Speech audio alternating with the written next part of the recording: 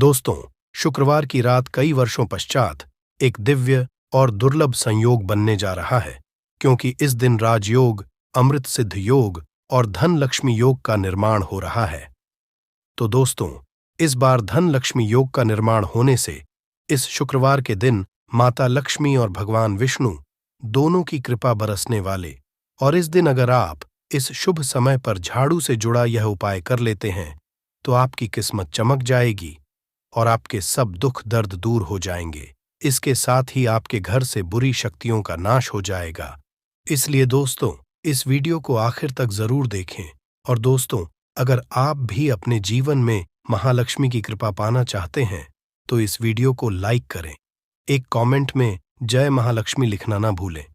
दोस्तों, आज हम आपको झाड़ू का वह नियम बताने वाले हैं जिससे आपको पता चलेगा कि झाड़ू को किस दिशा में रखना शुभ होता है, कब बदलनी चाहिए।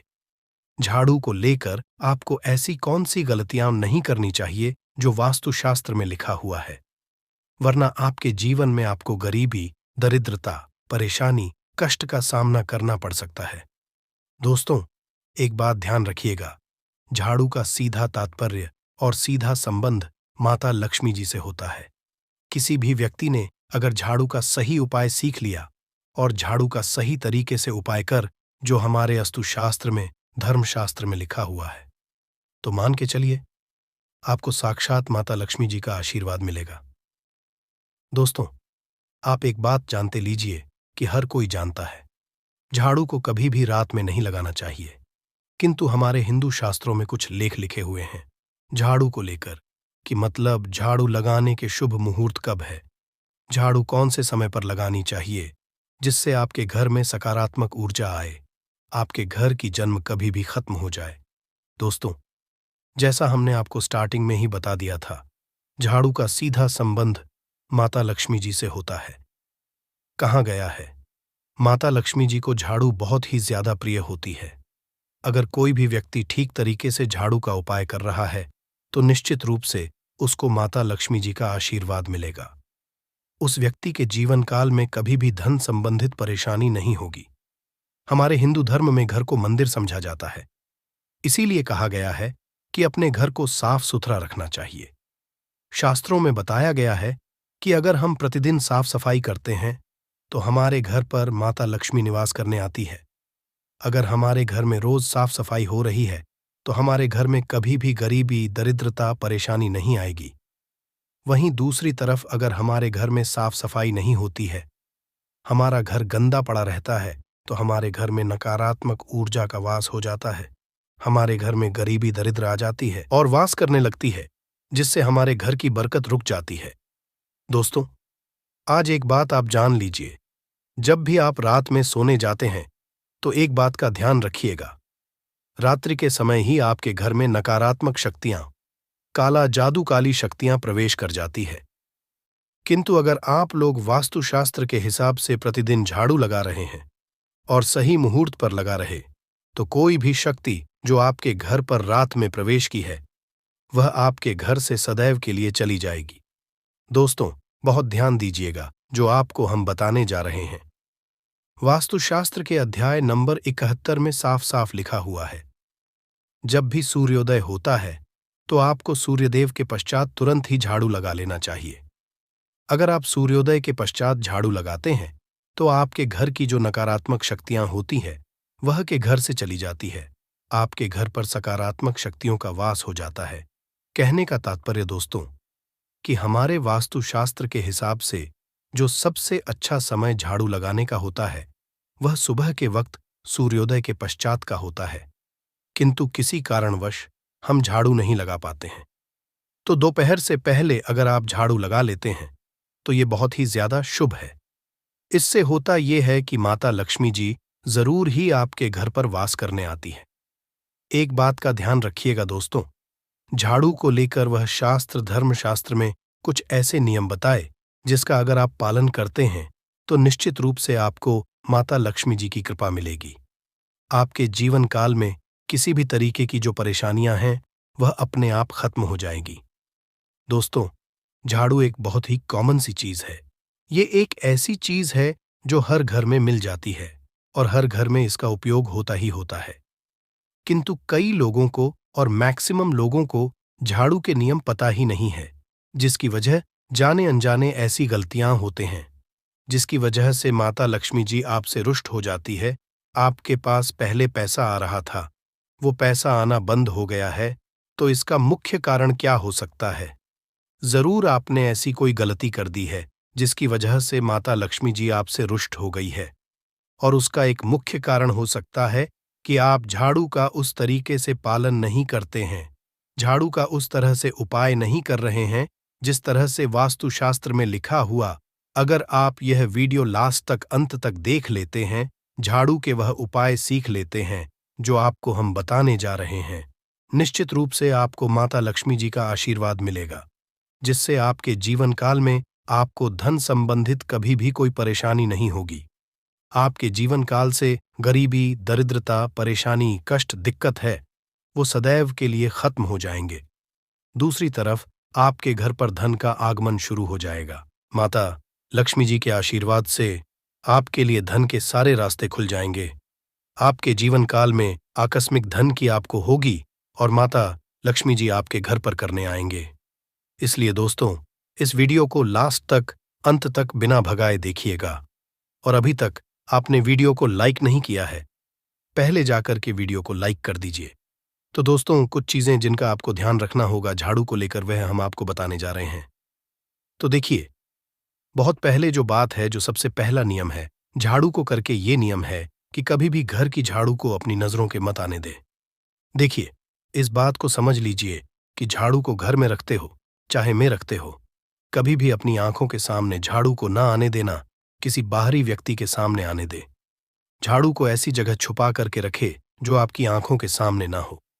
मतलब एक दो बार देखना तो ठीक है, किंतु बार बार अगर झाड़ू पर आपकी नजर पड़ रही है तो बहुत ही अशुभ है।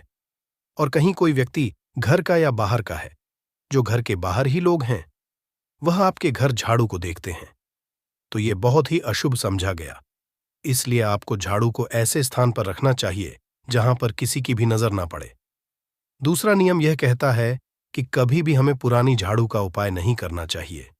दोस्तों, देखा गया है कई लोग आलस में पुरानी झाड़ू का उपाय करते रहते हैं, उसी से साफ सफाई करते रहते हैं। वास्तुशास्त्र के हिसाब से यह बहुत ही ज्यादा शुभ है। हो या घर हो, कभी भी टूटी का इस्तेमाल करके हमें घर की साफ सफाई नहीं करना चाहिए।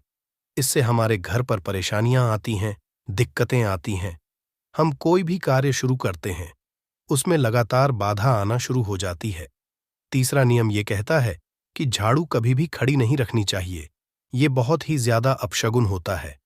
ध्यान रखिएगा दोस्तों, झाड़ू को कभी भी खड़ी करके नहीं रखना चाहिए।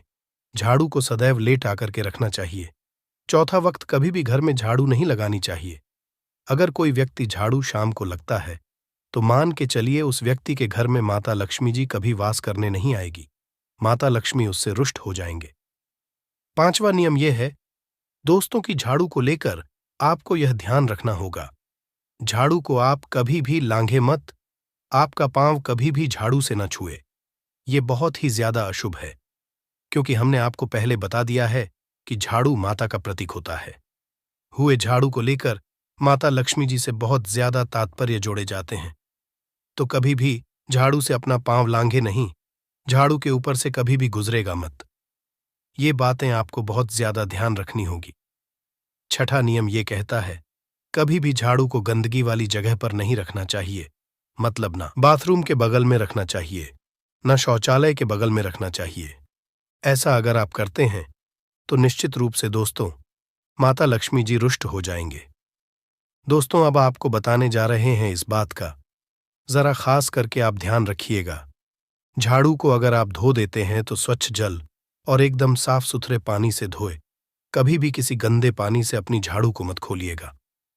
अगर आप ऐसा करते हैं तो आपको और पाप लगता है। तो दोस्तों, अभी तक हमने आपको झाड़ू को लेकर वह नियम बताए हैं जो आपका जानना जरूरी था कि आपको कौन सी गलतियां नहीं करनी चाहिए झाड़ू को लेकर। अब आपको हम वो नियम बताने जा रहे हैं कि झाड़ू को लेकर के आपको ऐसे कौन से उपाय करने चाहिए जिससे माता लक्ष्मी का आशीर्वाद मिले। और आपके जीवन काल में धन का आगमन बहुत तेजी से हो जाए। हम आपको नियम बताए। उससे पहले आपसे निवेदन था दोस्त कि अभी तक आपने वीडियो को लाइक नहीं किया है, पहले जाकर के आप वीडियो को लाइक कर दें और कमेंट बॉक्स में जय मां लक्ष्मी लिखना मत भूलिएगा। दोस्तों, अगर आप चाहते हैं कि आपके घर पर सकारात्मक शक्तियां कार है, आप है कि आपके घर में कभी भी कोई नकारात्मक शक्ति ना रहे, तो ध्यान रखिएगा। जैसे सूर्य उदय होता है तो तुरंत ही झाड़ू लगा दीजिए। ये बहुत ही शुभ समझा गया है। ये हम आपको स्टार्टिंग में ही बता चुके थे। एक बात का ध्यान रखिएगा, अगर आप लोग शुक्रवार के दिन झाड़ू लगा रहे हैं तो घर के मुख्य द्वार पर थोड़ा सा नमक दान करके झाड़ू लगाएगा। ये बहुत ही शुभ है। अगर आप सूर्योदय के पश्चात शुक्रवार के दिन थोड़ा सा सेंधा घर के मुख्य द्वार पर डालकर लगाते हैं तो इससे माता लक्ष्मी जी बहुत ही ज्यादा प्रसन्न हो जाती है। दूसरा गया है, अगर आप कभी भी झाड़ू खरीदने जा रहे हैं तो शनिवार के दिन झाड़ू खरीदने के लिए सबसे ज्यादा शुभ दिन समझा गया है। अगर शनिवार के दिन झाड़ू खरीद कर लाते हैं तो वास्तुशास्त्र के हिसाब से यह बहुत ही ज्यादा शुभ है। तीसरा ध्यान रखिएगा दोस्तों कि आपको इस बात का ध्यान रखना है कि जो आपके घर की झाड़ू है उसको आप लोग पश्चिम दिशा में रखें। अगर आप लोग घर की झाड़ू को पश्चिम दिशा में रखते हैं तो आपके घर में सकारात्मक शक्तियों का वास रहेगा। आपको भौतिक सुखों की प्राप्ति होगी, आपको वैकुंठ की प्राप्ति होगी और आप भी जो भी कार्य करेंगे उस कार्य में आपको सफलता ही मिलेगी। और अगर आप झाड़ू को उत्तर दिशा में अपने घर में रखते हैं तो मान के चलिए धन संबंधित जितने भी आप निर्णय लेंगे उससे आपको फायदा ही होगा। धन का आगमन आपके जीवन में बहुत तेजी से जाएगा।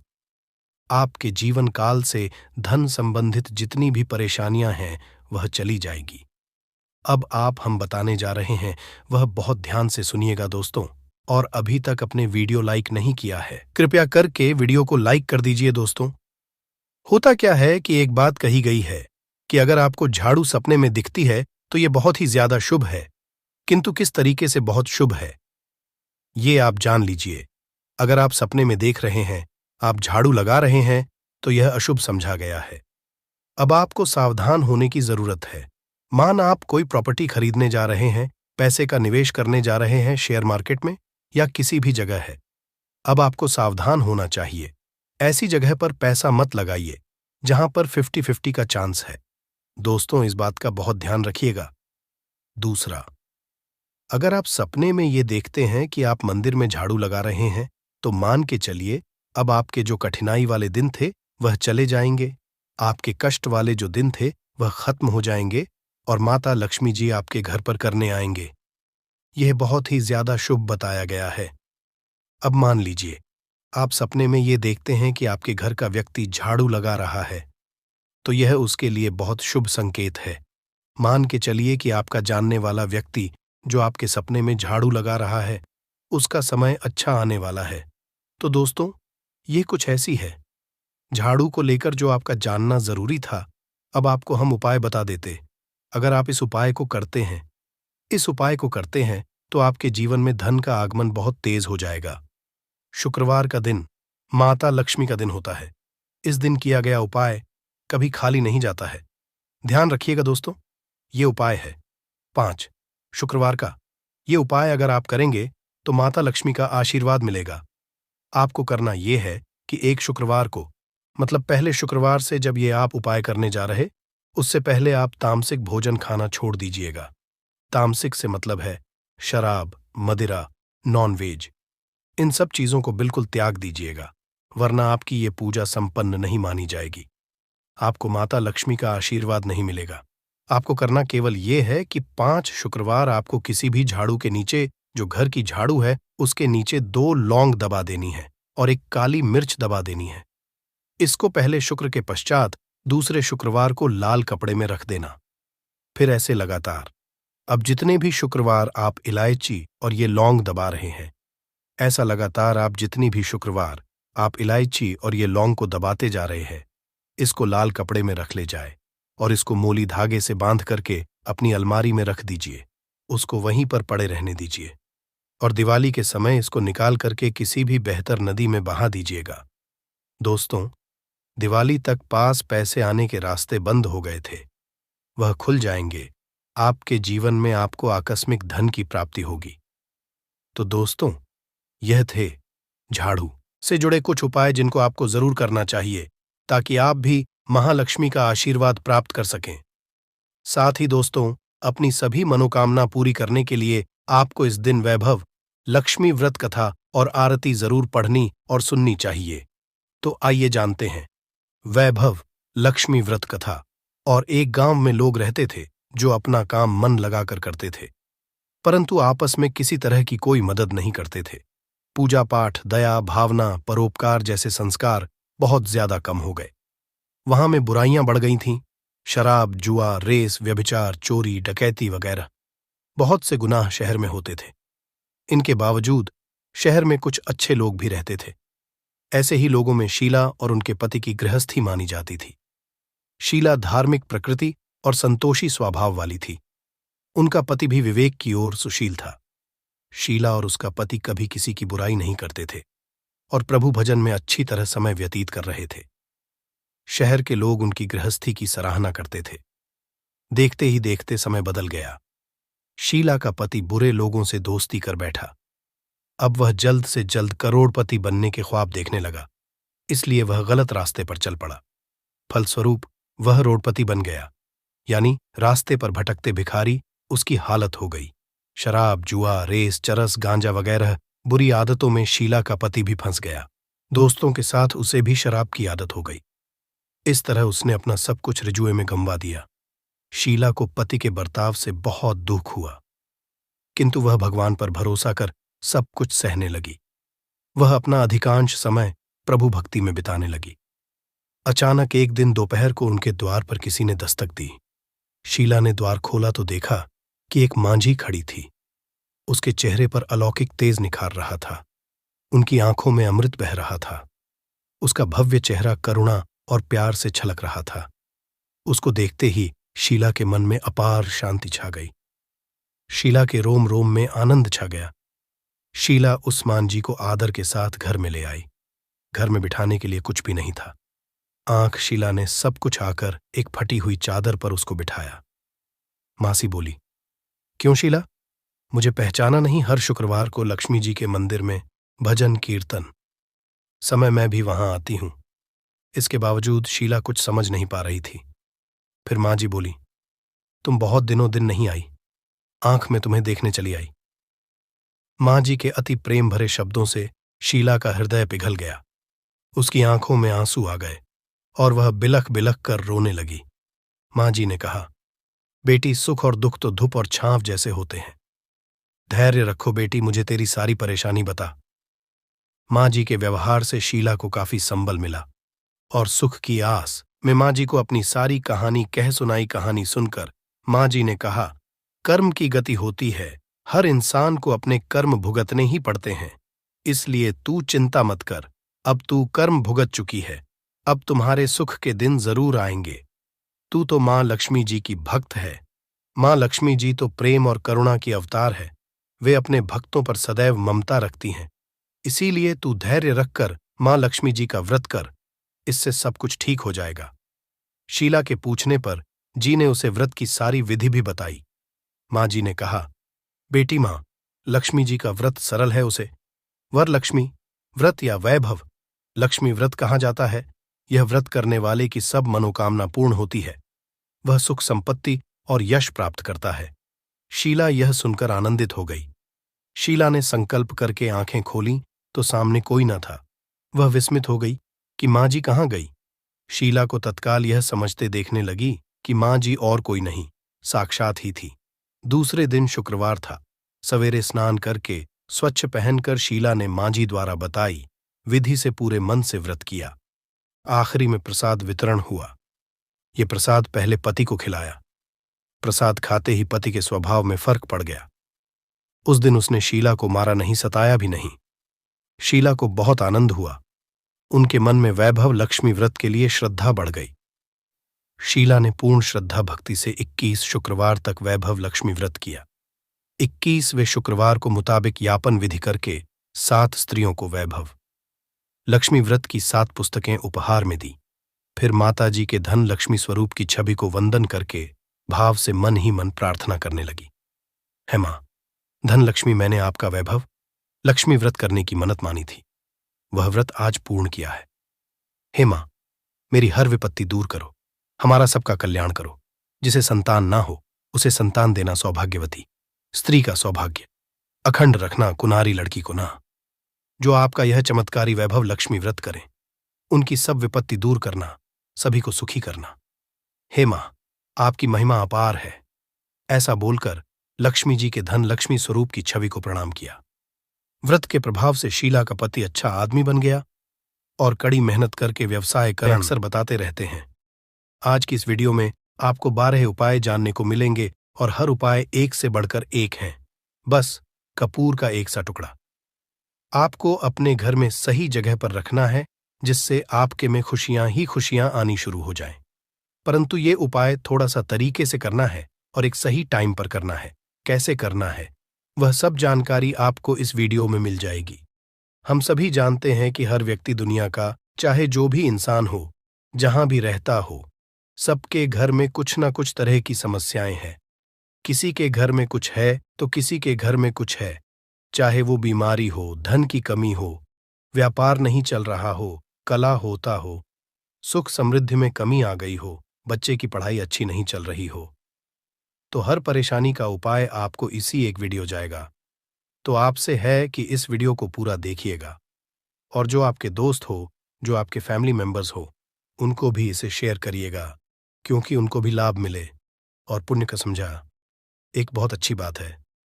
तो आपसे रिक्वेस्ट है कि इस वीडियो को पूरा देखिएगा और अगर चैनल पर नए हैं तो चैनल को ज़रूर सब्सक्राइब कर लीजिएगा। और वीडियो में अगर आपके काम की जानकारी लगे, वीडियो पसंद आए तो एक लाइक कर दीजिए। तो चलिए जानते हैं कपूर के चमत्कारिक उपाय के बारे में। इस वीडियो में आपको कपूर के कुल 12 उपाय। हम सभी जानते हैं कि कपूर एक उड़ने वाला पदार्थ है। अगर खुले में आप इसको रख देंगे तो वह उड़ जाएगा और अक्सर हम पूजा में आरती के बाद, आरती के समय इसको उपाय करते हैं, घर की दरिद्रता मिटाने के लिए और घर में सुख शांति और समृद्धि लाने के लिए हम इसका उपाय करते हैं।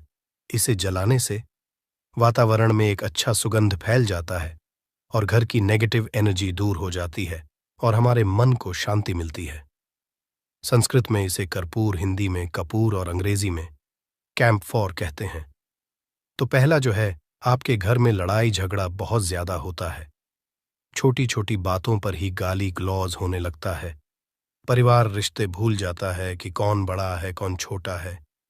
तो इसके लिए आपको क्या करना है, आपको एक कपूर का टुकड़ा ले लेना है। एक पीस कपूर ले लीजिए। मार्केट में आपको 3 तरह के कपूर मिलते हैं। पहला गोलाकार का, दूसरा चौको आकार का, तीसरा भीम सैनिक कपूर मिलता है, जिसे हम डीला कपूर या देसी कपूर भी कहते हैं। तो आप कोई भी कपूर ले लीजिए, उसको 4 भाग में बांट दीजिए। एक कपूर के आपको 4 टुकड़े करने हैं। जरूरी नहीं कि आपका टुकड़ा बराबर बराबर भाग में टूटे, 19-20 भी हो तो कोई बात नहीं, 4 भाग में होना चाहिए। बस अब आपका एक कपूर का पिस 4 भाग में बट गया।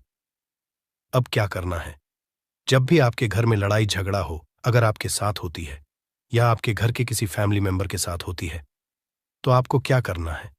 जिस भी घर में लड़ाई हो, जिस भी कमरे में लड़ाई हो, अक्सर या अगर हो हॉल में ही, तो उस 4 टुकड़ों को क्या करना है। जैसे समझिए कि आपके बेडरूम में लड़ाई हो रही है, तो आपको क्या करना, चारों टुकड़ों को लड़ाई हो रही है, हो जाने दीजिए, आप शांत रहिए। चाहे कोई भी पक्ष गलत हो या सही हो, आप शांत रहिए। आपको आगे आने वाले 2 स्टेप आपको आगे सोच के चलना है।